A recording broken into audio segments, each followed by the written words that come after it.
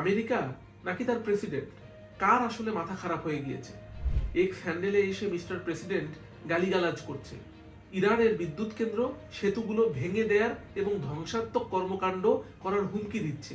মঙ্গলবারের মধ্যে হরমুজ প্রণালী খুলে না দিলে কি ভয়াবহ অবস্থা নেমে আসবে ইরানের উপর, সে কথা তারা বলছে।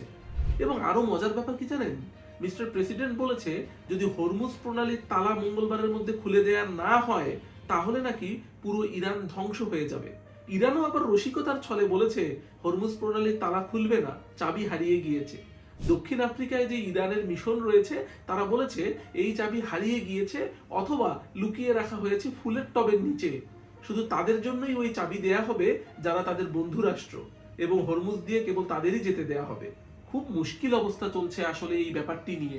এখন দেখার বিষয় আমেরিকা যতখানি শক্তি প্রয়োগ করবে, ইরানের সমপরিমাণ হুমকি রয়েছে তারাও বেশ ধ্বংসাত্মক কর্মকাণ্ড চালাবে। এবং ধ্বংসাত্মক কর্মকাণ্ড যে ইরান চালাতে পারে তার প্রমাণ অলরেডি কিন্তু ইরান দিয়ে দিয়েছে। নানান রকম ভাবে আমেরিকার যত পরিকল্পনা ছিল তার সবটি কিন্তু সফল হতে দেয়নি। এবং এই যে দেয়নি সেটার ব্যাপারেও একটা ঘটনা আছে। ডক্টর রবার্ট পেপ তিনি কিন্তু একটা অপিনিয়নে বলেছে এই যুদ্ধের মাধ্যমে ইরান কিন্তু একটা সুপার পাওয়ারে পরিণত হয়ে গেল। ইরানকে হয়তো কেউ ধর্তব্যই মনে করেনি। তিনি বলেছেন, এই যে নিউ ইয়র্ক টাইমসের একটা অপিনিয়ন এসে লিখেছেন উনি, সেখানে বলেছেন এর আগে রাশিয়া, চীন এবং আমেরিকা এই তিনটি ছিল সুপার পাওয়ার, কিন্তু সময়ের ব্যবধানে এই যুদ্ধের ফলশ্রুতিতে ইরানকেও যে একটি সুপার পাওয়ার বলতে হয় সে ব্যাপারে তিনি নানান ব্যাখ্যা বিশ্লেষণ করেছেন। এই গেল বর্তমান সময়ের হালচাল। একমাত্র হরমুজ প্রণালী যে তাদের চেয়ে পারমাণবিক অস্ত্রের চেয়ে ভয়াবহ একটি অস্ত্র হিসেবে ইরানের কাছে আসে সেটা হয়তো এর আগে কখনোই বিশ্ব চিন্তাও করতে পারেনি। যে শুধুমাত্র বিশ্বের 20% তেল এবং গ্যাসের সরবরাহ যে পথ দিয়ে হয় সেই পথটি বন্ধ করে দিলে গোটা পৃথিবীর যে কি ত্রাহি ত্রাহি অবস্থা হয়ে যেতে পারে সেটা তো বলাই বাহুল্য। যুক্তরাজ্য 40টা দেশ নিয়ে একটা মতবিনিময় সভা করেছেন এই হরমুজ প্রণালী খুলে দেওয়ার ব্যাপারে। সেখানে যুক্তরাষ্ট্র বা আমেরিকা কিন্তু আবার অংশগ্রহণ করেননি। অতএব খেলার সমীকরণটা কিন্তু অন্যরকম ভাবে পাল্টে যাচ্ছে। এই যে পাল্টে যাচ্ছে এবং কতখানি ইরান ভূমিকা রাখতে পেরেছে সেটার ব্যাপারে যদি বলতে হয় তাহলে কিছু গুরুত্বপূর্ণ কথা আপনাদেরকে শেয়ার করা উচিত। সেটা হলো গত 4 এপ্রিল শুক্রবার ইরানের আকাশে $100 মিলিয়ন F-15 স্ট্রাইক ইগল বিমান গুলি খেয়ে মাটিতে পড়ে যায়। সেখানে দুজন পাইলট, অর্থাৎ ওই বিমানের দুজন পাইলট কিন্তু পড়ে গিয়েছিল। একজনকে খুব দ্রুতই তারা নিয়ে যেতে পেরেছে আমেরিকা উদ্ধার করে, কিন্তু আরেকজনকে পারেনি। তিনি ছিলেন একজন কর্নেল। এই যে আরেকজনকে পারেননি, এই পারার জন্য, এই আরেকজনকে ধরার জন্য ইরান কিন্তু $60,000 পর্যন্ত পুরস্কার ঘোষণা করেছে। তাদের এই পাথরওয়ালা পাহাড়ের পাদদেশে এই কর্নেল আটকে ছিলেন। দুই পাথরের যে মাঝপথের ছিদ্র, সেই ছিদ্রের ভিতরে তিনি ঘাপটি মেরে বসেছিলেন। এবং সেই ঘাপটি মেরে বসে থাকা অবস্থায় এই ঠান্ডায়, এই শীতল পরিবেশে, উত্তপ্ত অবস্থায় কিন্তু তিনি ওখানে আটকে ছিলেন, কোনো শব্দ করেননি। সিআইএ তাকে হন্যে হয়ে খুঁজছিলেন, ও যুদ্ধ বিমান পাঠিয়েছে তাকে উদ্ধার করার জন্য, কিন্তু তাকে খুঁজে পাওয়া যাচ্ছে না। ইরানের জনসাধারণ নেমে পড়েছিল তাকে খুঁজে বের করার জন্য, কিন্তু তাকে পাওয়া যাচ্ছিল না। এর মধ্যে আমেরিকার সিআইএ আবার ইরানের মধ্যে খবর রটিয়ে দিয়েছে যে তারা আগেই সেই কর্নেলকে উদ্ধার করেছে, কিন্তু তাকে স্থলপথে এখন তারা নিয়ে যাচ্ছে। ফলে ইরান একটু দ্বিধাদ্বন্দ্বের মধ্যে পড়েছে। অবশেষে তারা সিআইএ তাদের কর্নেলকে ঠিকভাবেই খুঁজে বের করেছে এবং উদ্ধার করে নিয়ে গিয়েছে। এখন কথা হলো, যুদ্ধক্ষেত্রে একজন পাইলটের মৃত্যুবরণ এমন কি হতে পারে? কিন্তু আমেরিকা যেটা বলে লিভিং নো ম্যান বিহাইন্ড, মানে যুদ্ধক্ষেত্রে একজন মানুষকেও ফেলে আসা যাবে না। আমেরিকা কিন্তু এই জায়গাতে তাদের দেশপ্রেমের অনন্য এক উদাহরণ স্থাপন করেছে। এবং এই দেশপ্রেমের অনন্য উদাহরণ স্থাপন করতে গিয়ে 2 দিনে তাদের যে ক্ষতি হয়েছে সে ব্যাপারটা একটু বলি। F-15E স্ট্রাইক ইগল যেটা ধ্বংস হয়েছে সেটার দাম $100 মিলিয়ন। A1, A10 ওয়ার্থক অ্যাটাক হয়েছে বিমান, এই বিমানটি অ্যাটাক হয়েছে। 2টা ব্ল্যাক হক হেলিকপ্টার তাদের ক্ষতিগ্রস্ত হয়েছে। 2টা MC-130J পরিবহন বিমান ধ্বংস হয়েছে এবং 4টা MH-6 হেলিকপ্টার ধ্বংস হয়েছে। মোট ক্ষতি হয়েছে $400 মিলিয়ন, অর্থাৎ বাংলাদেশি টাকায় প্রায় 4,800 কোটি টাকা। এখন একটা প্রশ্ন জাগতে পারে না, এই একজন মানুষকে বাঁচাতে 4,800 কোটি টাকা কেন আমেরিকা খরচ করলো?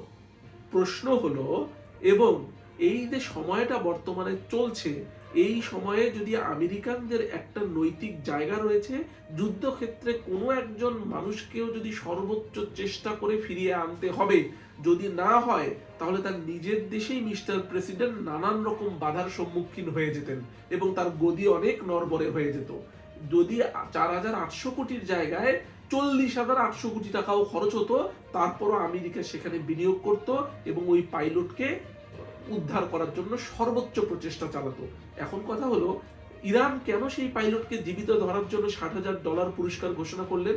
কারণ একজন এরকম ফাইটার প্লেনের এবং স্পেশালিস্ট কর্নেল কিন্তু শুধুমাত্র একজন মানুষ নয়, বরঞ্চ সে এত বড় রিসোর্স, বরঞ্চ এই যুদ্ধের ম্যাপ, নেভিগেশন এবং খুব গুরুত্বপূর্ণ ইনফরমেশন এই যুদ্ধের ব্যাপারে তার কাছে থাকতে পারে।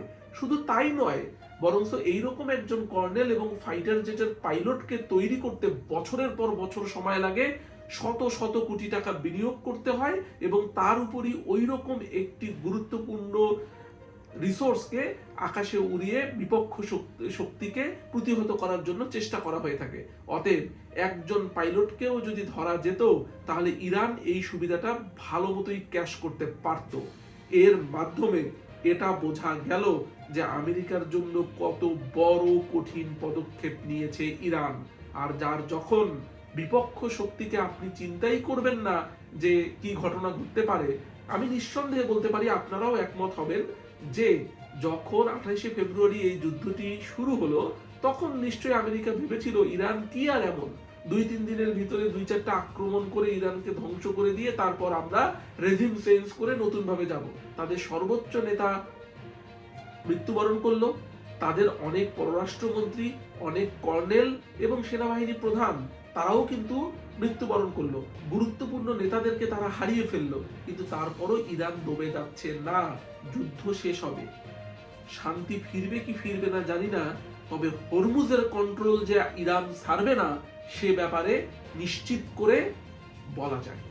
কারণ এই হরমুজ কতটা গুরুত্বপূর্ণ সেটা আগে শুধু বই পুস্তকে ছিল, বাস্তব ক্ষেত্রে একটি দেশের সম্মান রক্ষার্থে কিংবা আরেকটি দেশকে গলা টিপে ধরতে তেলের সরবরাহ, গ্যাসের সরবরাহ বন্ধ করে দিয়ে বিশ্ব অর্থনীতিকে অচল করে দিতে হরমুজ যে কতটা গুরুত্বপূর্ণ, কতটা মারাত্মক ফ্যাক্টর হিসেবে ধরা দিয়েছে, সেটা আটলান্টিকের ওপারে আমেরিকাও বুঝতে পেরেছে।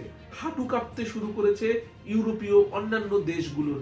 সুতরাং হরমুজকে অবজ্ঞা করার সুযোগ নেই, নইলে হরমুজ কখনো তরমুজ হয়ে 200 টাকা কেজিতেও বিক্রি হতে পারে, সেটা ইরান বুঝে গেছে।